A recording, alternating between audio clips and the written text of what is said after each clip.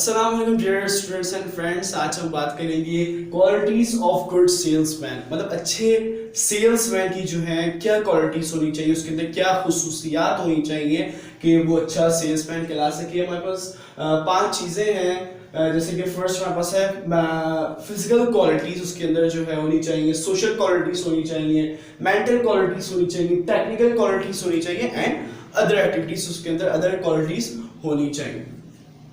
Firstly physical qualities, जैसे कि इसमें बताया कि एक गुड सेल्समैन की जो फिजिकल क्वालिटी में सबसे पहले उसकी हेल्थ अच्छी होनी चाहिए, स्टैमिना उसका अच्छा होना चाहिए कि वो अच्छा वर्क कर सके, उसकी पर्सनालिटी अच्छी होनी चाहिए, उसकी वॉइस अच्छी होनी चाहिए कि लोग जो कस्टमर्स जो है उससे वो अट्रैक्ट हो सके, अट्रैक्शन आए, और चेयरफुल स्माइल होनी चाहिए, मतलब खुश अखलाकी से, मतलब बिल्कुल खुश होके वो अपने कस्टमर को डील करे, उसका स्टैमिना अच्छा हो, हेल्थ अच्छी हो, मतलब इन फिजिकल क्वालिटीज को अचीव करने के लिए उसकी हेल्थ अच्छी होनी चाहिए। अब उसकी हेल्थ अच्छी होगी तो वो अच्छा जो है अपना काम कर सकेगा, अच्छी सर्विसेज दे सकेगा, अच्छा प्रोडक्ट को सेल आउट कर सकेगा।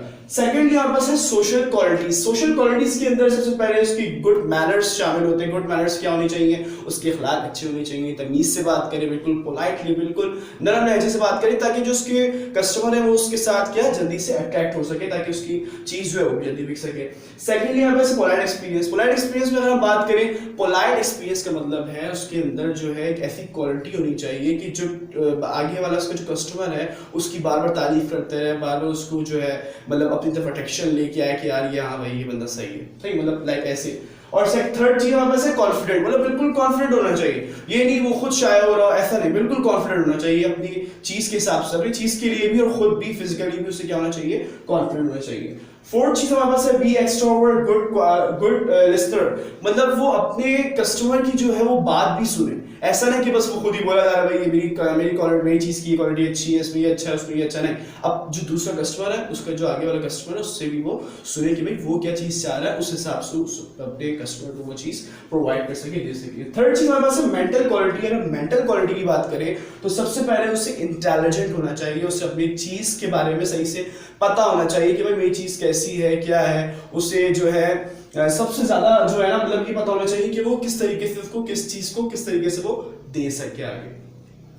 सेकंड चीज है गुड माइंड रीडर, मतलब अपने कस्टमर का दिमाग वो जो है फौरन से पढ़ ले कि मतलब यार भाई ये जो बंदा बोल रहा है कि क्या चाह रहा है, ये क्या नहीं चाह रहा है, सही, ये सब चीजें।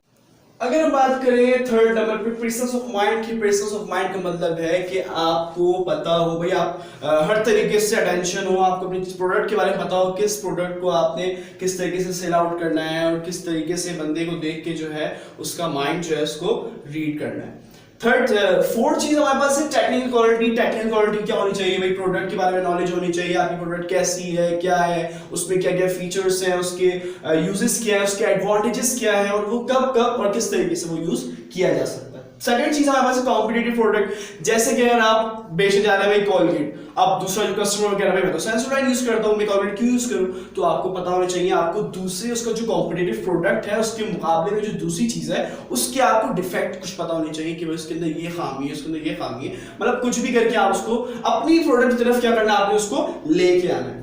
अगर हम अदर क्वालिटीज की बात करें तो अदर क्वालिटीज जो है सिर्फ सेल्समैन के अंदर नहीं बल्कि एक अच्छे बिजनेसमैन के अंदर भी होनी चाहिए। फर्स्ट चीज हमारे पास है गुड मेमोरी। उसकी मेमोरी अच्छी होनी चाहिए कि भाई मैंने जो है लास्ट मंथ जो है या लास्ट ईयर मैंने क्या चीज ज्यादा बेची है, कौन सी प्रोडक्ट जो है मेरी ज्यादा सेल आउट हुई, और अब जो है मुझे किस चीज पे काम करना चाहिए या क्या चीज बेचनी चाहिए। तो मतलब उसकी मेमोरी अच्छी होनी चाहिए इस हिसाब से कि मुझे अब क्या करना चाहिए, या मुझे किस बंदे से पैसे लेने थे, या मैंने किसको पैसे अभी देने हैं, ये सब चीजें उसकी मतलब मेमोरी मेंटली तौर पर प्रिपेयर हो, मैंने क्या करना है क्या नहीं करना है। ऑनेस्ट हो, ईमानदार हो, मतलब अपने मुखलिस हो अपनी चीज के हिसाब से, मतलब ये नहीं कि धोखा कर रहा हो किसी को, या दूसरा बंदा ये ना सोचे यार ये जो है भाई सही काम नहीं कर रहा, सही प्रोडक्ट को सेल आउट नहीं कर रहा। ड्यूटी परफॉर्मर, ये भी बात वो ये मतलब ड्यूटी परफॉर्मर जो है उससे होना चाहिए अपनी जो ड्यूटी वो निभा रहा है, जो अपनी ड्यूटी वो कर रहा है उससे वो पूरी तरीके से करेगा ही तो अच्छी तरीके से वो चीजों को सेल आउट, अपने प्रोडक्ट को सेल आउट कर सकेगा। कम्युनिकेशन स्किल की बात करें तो उसकी गुड कम्युनिकेशन स्किल होनी चाहिए, उसके मतलब बात करने का तरीका उसका अच्छा होना चाहिए।